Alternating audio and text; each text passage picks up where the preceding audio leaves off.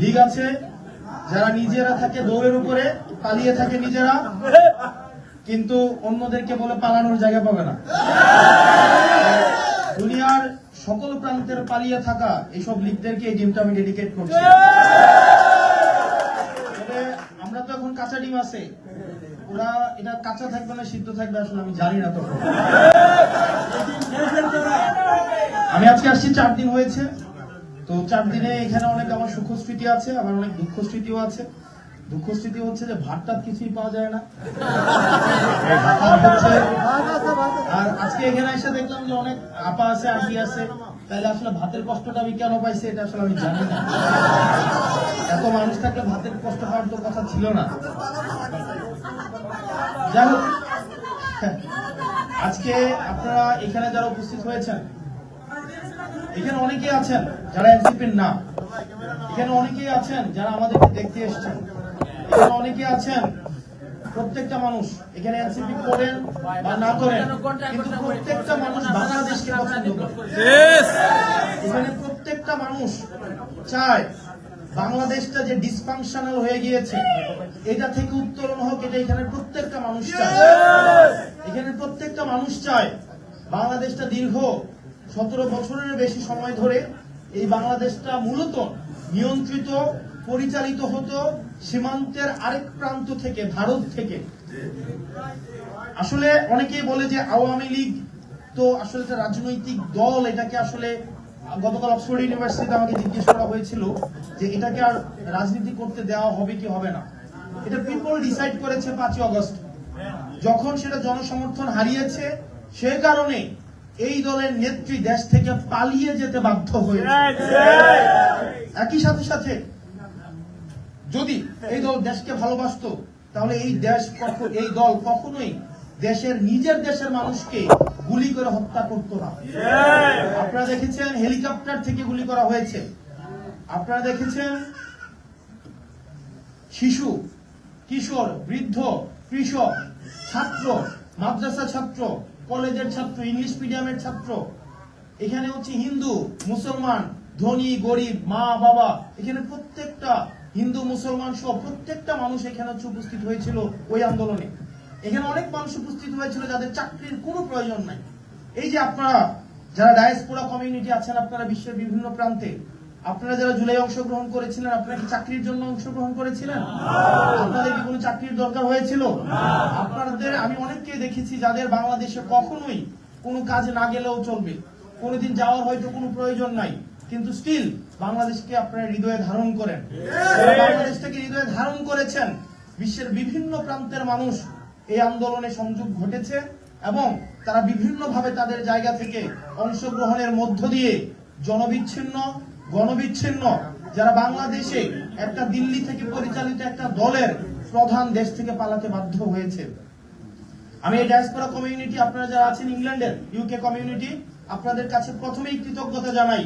গত জুলাইয়ে আপনারা আন্দোলনে বিভিন্ন মাধ্যমে, এটা রেমিটেন্স শাটডাউন প্রক্রিয়া হোক, সেটা হচ্ছে নিজেরা রাস্তায় ডেমনস্ট্রেশন করার মধ্য দিয়ে হোক, অনলাইন জনসমর্থন উৎপাদনের মধ্য দিয়ে হোক, এবং দীর্ঘ শুধুমাত্র জুলাইয়ে না, একদম 2009 সাল পরবর্তী সময় থেকে বিভিন্ন সময়ে আপনারা গণতন্ত্রের পক্ষে, বাংলাদেশের গণমানুষের পক্ষে বিভিন্নভাবে আপনারা সমর্থন উৎপাদন করেছেন।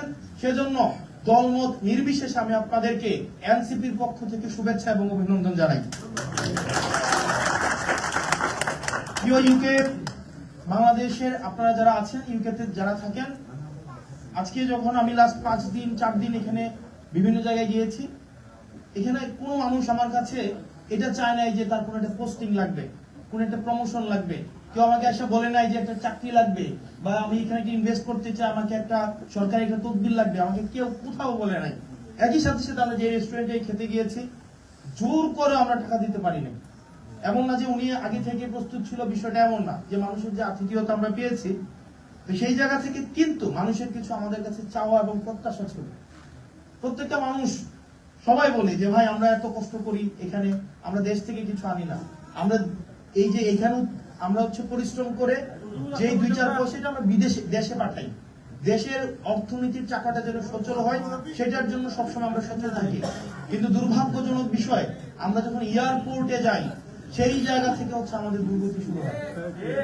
এয়ারপোর্টে যাওয়ার পরপরই মনে হয় যে আমরা এই দেশের মানুষ না, আমাদের দিকে এমন ভাবে তাকানো হয়, আমাদের কেমন ভাবে ট্রিট করা হয়, আমরা মনে হয় যে আমরা দেশের জন্য একটা বোঝা। এটা আমাদের এক দীর্ঘ সময়ের একটা বাস্তবতা, আমাদের এটা রাষ্ট্রীয় দুর্বলতা এবং আমাদের কাঠামোগত একটা দুর্বলতা যে আমরা এখনো পর্যন্ত, আমি যখন হিথ্রো বিমানবন্দর দিয়ে আসলাম সেখানে আসলে আসার পরে সেখানে জাস্ট দুইটা গেট ছিল। একটা গেট ছিল যে এখানে তারা ইউরোপিয়ান পাসপোর্ট শুধুমাত্র হোল্ড করে তারা একটা গেট দিয়ে যাবে, আর একটা হচ্ছে নন ইউরোপিয়ান পাসপোর্ট যারা হোল্ড করে তারা একটা গেট দিয়ে যাবে। অথচ আপনি বাংলাদেশে যান, আপনি গিয়ে দেখবেন ভিআইপি, সিআইপি, এইপি, সেইপি, সাধারণ, এটা সেটা। অথচ দেখেন এই ভিআইপি মানুষদের মধ্যে বেশিরভাগ মানুষই হচ্ছে দেশ থেকে বিদেশে টাকা পাচার করে।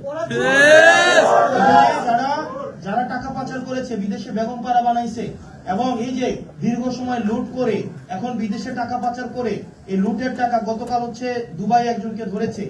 এই তাদেরকে হচ্ছে আমাদের দেশে রাষ্ট্রীয় পৃষ্ঠপোষকতায় ভিআইপি মর্যাদা দিয়ে দেখা যায় তারাই হচ্ছে কখনোই সাধারণ মানুষের দুর্ভোগটা বোঝার চেষ্টা করে না। তো সেই জায়গা থেকে আপনারা যেটা বলেছেন আমিও দেখেছি, যেমন আসলে কি কাঠামোটা এমন, আমি 2026-এর ফেব্রুয়ারির আগে এক ধরনের রাষ্ট্রীয় এক ধরনের একটা পরিচয় ছিল, তারপর একটা পরিচয় বর্তমানে আমি হোল্ড করি। এই কাঠামোটা এমন একটা কাঠামো যেখানে আপনাকে আসলে স্যার হইতে বাধ্য করবে। আপনি গাড়ি থেকে নামার আগে তিনজন এসে গাড়ির দরজাটা খুলবে এবং আপনি যদি কোনো ক্রমে গাড়ির দরজাটা নিজে খুলেন, আপনার অধীনস্থ যারা তারা আপনাকে এমন একটা সেন্স দিবে যে আপনি বিশাল এক অপরাধ করে ফেলেছেন এবং দুইটা বাক্য বললে অন্তত 12 বার স্যার বলবে যে স্যার স্যার জি sir sir sir sir sir, মানে the kind of sense you will be given যে আপনি 15 দিন না যেতেই হচ্ছে আপনি এটা ফিল করবেন যে আপনি, মানে আমরা বলি না যে আমরা সবাই ইকুয়াল, কিন্তু ওই সময় একটু পরে মনে হবে, কিছুদিন পরে মনে হবে আমরা মোর ইকুয়াল। কারণ রাষ্ট্র তো আমাকে কিছু সুযোগ সুবিধা দেয়, আমার অধীনস্থ কিছু মানুষ থাকে, আমাদের সিস্টেমটা আসলে আমাকে ভিআইপি হইতে বাধ্য করে। এয়ারপোর্টে আসার সাথে সাথে আমার লাগেজটা, আমি আগে যখন মানে ডোমেস্টিক ফ্লাইটে যখন যাইতাম তখন হচ্ছে আমি কখনোই I never use VIP gate or anything. আমি যখন গত এই ইংল্যান্ডে আসার পথে নামার সাথে সাথে দুইজন এসে লাগেজটা টাইম এনে স্যার স্যার আপনার তো 2 ঘন্টা আছে, এই রুমে বসেন, এখানে কফি, এটা সেটা, এবং কোনো হ্যাসিলই বুঝি নাই। আর এর আগে যখন যাইতাম 6-7 বার যখন বিভিন্ন ডোমেস্টিক জায়গায় গিয়েছি, ওখানে লাইন ধরতে হয়েছে, জুতা খুলতে হয়েছে, এবং আমাদের হয়তো জুতা খোলা লাগে না, কিন্তু আমরা যখন দেখতাম মানুষ জুতা খুলতে হয় মনে হয় যে একটা ডাকাত বা চোর দেশ থেকে অনেকটা, মানে 8-10 বছর পরে যদি বিদেশে যায় প্রিয়জনদের জন্য কিছু এটা নিয়ে যায়, এগুলা কেটে কেটে হচ্ছে এয়ারপোর্টে রেখে দেওয়া হয় এবং একটা তৃতীয় শ্রেণীর মানুষ হিসেবে তাকে ট্রিট করা হয়। আমি আপনাদেরকে কথা দিয়ে যাচ্ছি, আমি আসাদুল্লাহ আপনাদেরকে কথা দিয়ে যাচ্ছি, যতদিন না পর্যন্ত এয়ারপোর্টে আমি আমার জায়গা থেকে পরিবর্তন তো শুরু করতে হয় কোনো না কোনো একটা জায়গা থেকে। আমি আপনাদেরকে কথা দিয়ে যাচ্ছি, আমি আমার জীবনে লাস্ট এইখানে আসার পথে ভিআইপি ব্যবহার করেছি এবং এটাই শেষবার। এবং আমি এটা নিশ্চিত করতে চাই, আনটিল এন্ড আনলেস আমরা সবার জন্য ইকুয়াল সার্ভিস এনশিওর করতে পারছি, ততদিন পর্যন্ত সবার জন্য ইকুয়াল সার্ভিস, ইকুয়াল ট্রিটমেন্ট আমরা এনশিওর করতে পারছি, ততদিন পর্যন্ত এই ভিআইপি সার্ভিস আমি ব্যক্তিগতভাবে পরিহার করলাম। এটা হচ্ছে আমি ব্যক্তিগতভাবে এটা ব্যবহার করব না। একই সাথে সাথে আমি আমার জায়গা থেকে চেষ্টা করব, সংসদে হোক এবং পলিসি মেকিং এ হোক, সব জায়গায় চেষ্টা করব প্রবাসীদের, রেমিটেন্স যোদ্ধা যারা রয়েছে, বিভিন্ন ডায়াসপোরা কমিউনিটি রয়েছে, তাদের যেন কোনোভাবেই আপনার হচ্ছে এই এয়ারপোর্টে হয়রানি যেন বন্ধ করা হয়। একই সাথে সাথে সিলেটের এয়ারপোর্টকে যেন আধুনিকায়ন করা হয় এবং ঢাকা এবং সিলেটের যে আপনারা সরাসরি যে যোগাযোগের বিষয়টা বলেন সেটার কারিগরি অথবা হচ্ছে সেটা সমীক্ষা নিশ্চিত করবে, সেটাকে আমি জেনে আসলে কথা বলতে হবে। আমি জাস্ট পলিটিক্যালি বলে গেলাম যে এটা ওকে ফাইন, আমি গিয়া I am not the part of the government, যে বলে দিলাম সেটা হবে না। আমাকে আগে এই জিনিসটা বুঝতে হবে, বুঝার পরে সে বিষয়, তবে আমি আমার জায়গা থেকে সে বিষয়ে কথা বলবো যাতে করে আপনার দুর্ভোগ যেন লাঘব হয়। প্রিয় ডায়াসপোরা কমিউনিটি, আপনারা আজকে যেখানে উপস্থিত হয়েছেন, আমাদের দেশটা, আমাদের একটা ডক্টর কামাল হোসেনকে আপনারা নিশ্চয়ই চেনেন। তো ডক্টর কামাল হোসেন যখন দেশে যান, উনি ঢাকা থেকে নির্বাচন করেন একটা আসনে, কথিত আছে, আমি নিশ্চিত নয় বা এটা একদম প্রাইমারি সোর্স নয়, কথিত একটা গল্প, এটা রাজনৈতিক পরিসরে এটা প্রচলিত গল্প। ডক্টর কামাল হোসেনের বিরোধী প্রার্থী যিনি ছিলেন, উনি এক নির্বাচনী সভায় বক্তব্য দিচ্ছিলেন, উনি কিসের ডাক্তার, একটা ফার্মেসিও নাই, তো ডাক্তার কামাল হোসেনকে বলতেছে যে উনি কিসের ডাক্তার, একটা ফার্মেসিও নাই। তো আসলেই তো উনি ডক্টর কামাল হোসেন, উনি একটা ফার্মেসি নাই, কোনোদিন চেম্বার করে নাই। তো এটা সত্য কথা, উনি মিথ্যা বলে নাই। তো উনার প্রতিদ্বন্দ্বী প্রার্থী যিনি এই ধরনের মন্তব্য করেছেন, উনি কিন্তু নির্বাচনে জিতেছেন, অথচ ডক্টর কামাল হোসেন নির্বাচনে জিতে নাই। এটা হচ্ছে যিনি হোক আমি জানি না। তো সেই জায়গা থেকে আমরা চাই ডায়াসপোরা কমিউনিটিকে আমরা এইভাবে দেখতে চাই না যে আমাদের পার্টির ফান্ড লাগবে, তাদের সাথে আমরা এই কারণে একটা ভালো সম্পর্ক রাখবো। নো, আমরা যে ভাই আমাদের জন্য টাকা পাঠান, এইটা শুধুমাত্র ডায়াসপোরা কমিউনিটিকে রাজনৈতিক দলগুলা মূলত হচ্ছে আপনার একটা মানি সোর্সিং এর একটা মিনস হিসাবেই তারা মূলত ট্রিট করে। এটা হচ্ছে প্রাইমারি উদ্দেশ্য। আমরা এনসিপি সেই জায়গা থেকে আপনাদেরকে কমিটমেন্ট দিতে চাই, আমরা বাংলাদেশে, আপনি এনসিপি কে পছন্দ করেন বা না করেন, আপনি যে কোনো গণতান্ত্রিক রাজনৈতিক দলের অংশ হন, সেটা আমরা চাই। আমরা চাই আপনারা বাংলাদেশে মিনিংফুল, আমরা চাই বাংলাদেশে আপনাদের মিনিংফুল এনগেজমেন্ট হোক, সেটা ইন্টালেকচুয়াল এনগেজমেন্ট হোক, অ্যাডমিনিস্ট্রেটিভ এনগেজমেন্ট হোক, ফাইন্যান্সিয়াল এনগেজমেন্ট হোক, অথবা সেটা পলিটিক্যাল এনগেজমেন্ট হোক। এটা কোনো অর্নামেন্টাল এনগেজমেন্ট না, এটা যেন একটা মিনিংফুল এনগেজমেন্ট হয়, যাতে করে এই দেশে পড়াশোনা করে ইন্টালেকচুয়ালি সফিস্টিকেটেড হওয়ার পরে আমরা যেন বাংলাদেশে মিনিংফুল কন্ট্রিবিউশন আমরা করতে পারি। সেজন্য আমরা এনসিপি থেকে ডায়াসপোরা কমিউনিটির কাজ করার ক্ষেত্রটাকে আমরা অনেক প্রশস্ত করেছি। পলিসি থেকে শুরু করে পলিটিক্যাল আমাদের প্রত্যেকটা অ্যাক্টিভিটিতে আমাদের ডায়াসপোরা কমিউনিটির এনগেজমেন্টটা আমাদের এখানে আমরা রেখেছি। তো প্রিয় ইউকে কমিউনিটিতে আপনারা যারা আছেন, আজকে এখানে উপস্থিত হয়েছেন, দেখেন আমাদের রাজনৈতিক বয়স হয়েছে মাত্র 1 বছর, এটা হচ্ছে জুন মাস, 1 বছর 4 মাস, 12 মাস আর 4 মাস হতো কত মাস? 16 মাস। 16 মাসের একটা বাচ্চা আব্বা বলেও ডাক দেয় না, আমার এক 8 মাসের বাচ্চা আছে, দিতে পারে। দেখেন, আমি আপনাদের বিষয়টা বুঝি। মানুষ যখন আমাকে গালাগালি করে, 55 বছরের না পাওয়ার ক্ষোভ থেকে আমাদের কাছে তাদের প্রত্যাশাটা অনেক বেশি বলে আমাকে গালাগালি করে, এটা আমরা বুঝি। আমরা আপনাদের এই প্রত্যাশাটাকে আমরা ধারণ করি। আপনি এনসিপি কে সমর্থন করেন বা না করেন, আপনি যদি বাংলাদেশটাকে সমর্থন করেন, বাংলাদেশের ইনস্টিটিউশনস গুলার পরিবর্তন চান, আপনি যদি চান বাংলাদেশের বিচার ব্যবস্থা স্বাধীন হোক, আপনি যদি চান বাংলাদেশের এমন একটা নির্বাচন কমিশন হোক, এমন একটা নির্বাচনী ব্যবস্থা হোক যাতে আপনি যাকে পছন্দ তাকে ভোট দিতে পারবেন, বাংলাদেশে এমন একটা ব্যুরোক্রেসি, একটা প্রশাসনিক ব্যবস্থা তৈরি হোক যেখানে নাম এবং পরিচয়ে আপনার হচ্ছে মানুষকে ট্রিট করবে না, বরং ট্রিট করবে একজন সভাপ্রার্থী হিসেবে, তাহলে আমরা চাই আপনারা এনসিপি কে আপনাদের পরামর্শ দিয়ে আপনারা সহায়তা করবেন, ইন্টালেকচুয়াল সাপোর্ট আপনারা দিবেন। কারণ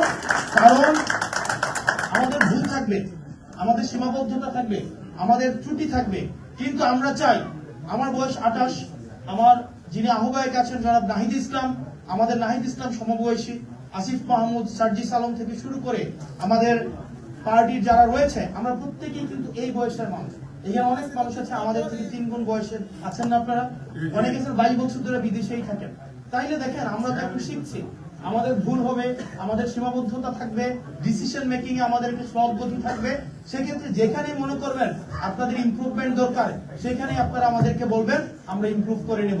আমরা চাই এমন একটা বাংলাদেশ যেখানে প্রত্যেকটা গণতন্ত্রকামী মানুষ তারা যেন বাংলাদেশে একটা মিনিংফুল জীবন ধারণ করতে পারে। আমরা চাই বাংলাদেশ যেন, বিদেশ যেন বাংলাদেশের মানুষের ড্রিম না হয়, এটা আমরা নিশ্চিত করতে চাই। আপনারা আজকে এখানে যারা এসেছেন, আপনাদেরকে অনেক বেশি আমার জায়গা থেকে আমি কৃতজ্ঞতা জানাই। আমি আর আবু বকর ভাই আমরা একই স্কুল থেকে পড়াশোনা করেছি, David Riazuddin Pilot High school.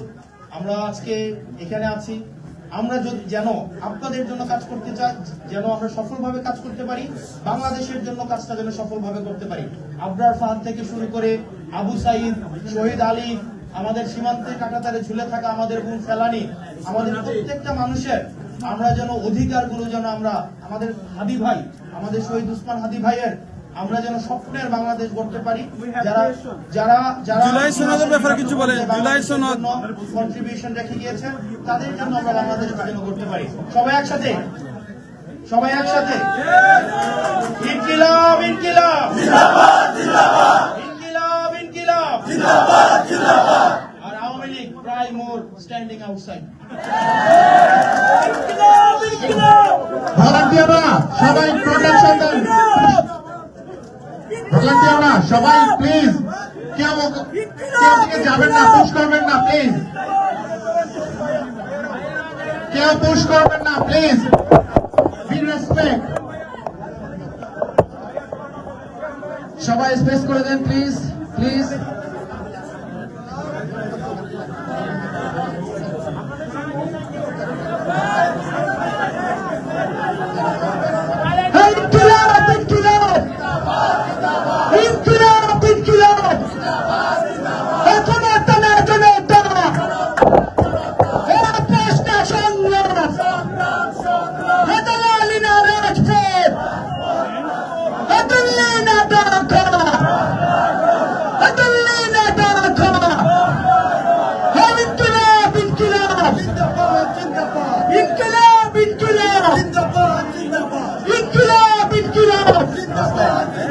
সবাইকে ধন্যবাদ কষ্ট করে আসার জন্য।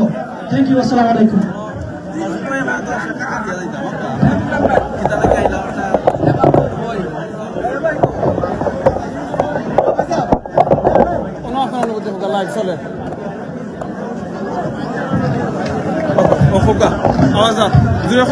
আসসালামু আলাইকুম। আজকে প্রোগ্রাম হইয়া খুবই ভালো লাগে, ও কারণে যে বাংলাদেশের 24 বিপ্লবের অন্যতম মহানায়ক ডাকসু বিবি সাদিক কায়েম এবং হযরত আব্দুল্লাহ ভাই তারা মাসানো আইছে। তো আজকের এই প্রোগ্রামও হযরত আব্দুল্লাহ ভাই হওয়ার কারণে আমরা সবাই আইছি। আর তার কাছ থেকে আজকের এই আমরা খুব ভালো লাগে, সবাই একমত বাংলাদেশের স্বাধীনতা সার্বভৌমত্ব রক্ষার লাগি আমরা দল মত নির্বিশেষে সবাই একদিকে আমরা কাজ করতাম। নাম্বার 2 হইল বাংলাদেশের অগ্রগতি উন্নয়ন লাগি আমরা সবাই কিন্তু প্রয়োজনে আমরা স্যাক্রিফাইস করতাম।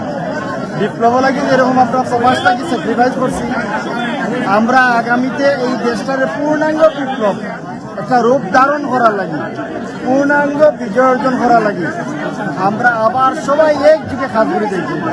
তা না হইলে কিন্তু বিপ্লব পরিপূর্ণ বিপ্লব অর্জিত হইত না। আসুন আমরা সবাই মিলে বাংলাদেশটারে এগিয়ে নিয়ে যাই, আমরা বাংলাদেশটারে উন্নতর চরম শিখরে নিয়ে যাই। যে বিপ্লব যে সাধিত হয়েছে এই বিপ্লবটা পূর্ণাঙ্গ রূপে যাতে আমরা চিন্তা করতাম পারি, আমরা সাধিত অর্জন করতাম পারি, এই জন্য আমরা সবাই একদিকে কাজ করি। সবাইকে ধন্যবাদ।